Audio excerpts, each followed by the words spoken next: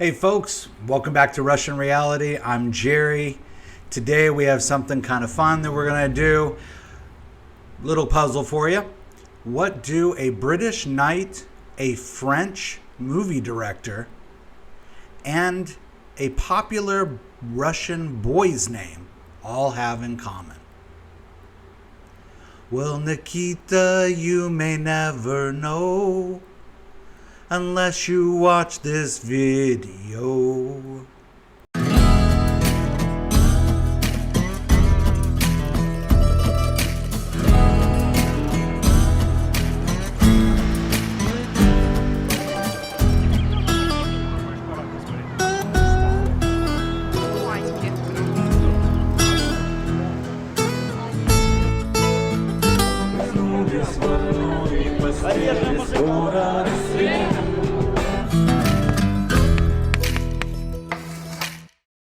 Okay, so let's start with some context. Back in 2012, when I first arrived in St. Petersburg, one of the first friends I met was named Nikita. However, when I introduced him to my American friends that were studying here with me at St. Petersburg State University, SPBGU, I was surprised that they all thought he had a girl's name. And I'm a bit older, and I actually paid attention in class when we were studying the Cuban Missile Crisis, so I knew who this guy was and understood that Nikita was indeed a boy's name. Nonetheless, I couldn't help but wonder why there was so much confusion. And over the years, I realized that this is something that most Americans share. To Americans, Nikita is a girl's name. But why? So if you take a look at the U.S. Social Security Administration, you'll find that over 3,500 people in the U.S. have the name Nikita, the overwhelming majority of which are female. Given that the U.S. isn't exactly prone to adopt much that is Russian, I decided to dig a little bit deeper into how and why this happened.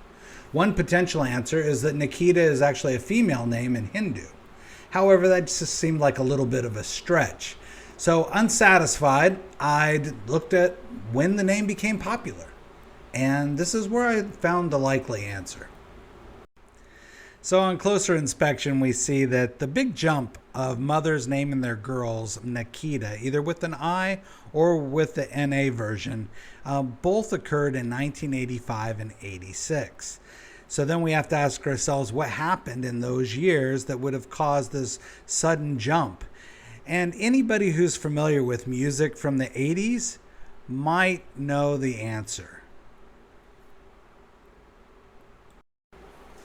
For those of you who grew up in the 80s like I did, this is really a no-brainer, but not everybody has our age or wisdom.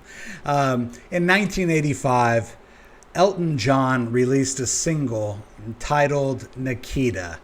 And in his video of this song, it portrays a clearly Russian girl on the other side of the Berlin Wall. Now, of course, Russians weren't on the other side of the Berlin Wall. Those would have been East Germans, but it still filled that mystique of the East-West, Soviet versus the West Cold War narrative. And in the song, Elton John is singing to Nikita, who in the video is portrayed as this beautiful Russian girl. And as a result, and because of the song's success, you get a lot of mothers who start naming their daughters Nikita. Now, of course, it's 1985. And in 1985, although we all knew that Elton John was gay, it wasn't something that was still, we'll say, portrayed in the media as outwardly as it is today. And so instead of characterizing Nikita as a male, they characterized her as a beautiful Russian girl. So this is where you get a lot of women who name their daughters Nikita. And this makes sense. But if you notice from looking at the charts, you'll see that this perpetuates. And why does it perpetuate? Well, this is where a French director comes into play. Looking at the charts again, you can see that in 1990 we get another bump. And then it drops off a bit to almost zero in 1996 before we see yet another bump in 1997. Enter Luc Besson in 1990, who's a famous French film director. He's done movies like Leon and The Fifth Element, some really fantastic films. And he releases another film called La Femme Nikita, and it is huge. People love it. It's a huge mammoth hit, and so much and so that they even made an American version of it with Bridget Fonda starring as the lead character Nikita.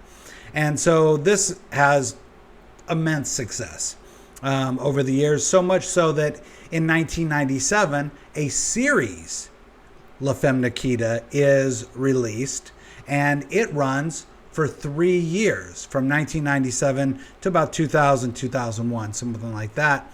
And this just perpetuates the success of this female Nikita as being a leading, character, and she's a badass. So they're fun films. The series was good. Both the American and the French versions of the film were excellent. So of course this again perpetuates the name, and so we get Nikita as just part of the American lexicon of naming for girls. That'll do it today for Russian Reality. Thanks for joining us. I hope you enjoyed it. I always promised my mom that I would do something with this useless information that I keep accumulating over the years. Thanks to the brilliance of the internet, I got to share it with you. If you like the video, please like it, subscribe to the channel, share it with your friends. We really do appreciate all the support. And if you're so inclined, check out our Boosty and our Buy Me a Cup of Coffee pages. Join us on Telegram. All those things go a long way to help support the channel, help us do more great content.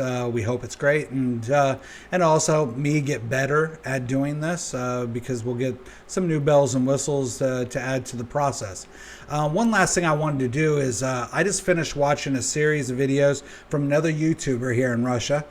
His name is The Plastic Russian. He's a British guy married to a Russian gal, and he lives in the South, and he did a great series on wineries, and from, I believe it's from vine to bottle or vine to glass, something like this. But it was like 5 videos, really cool storytelling, and nice guy. So if you're so inclined, please check out his channel too. I really enjoyed it. I'm sure you will too. So that's it for now. Wish you all the best. Have a fantastic day. Ya kolobok. Пока.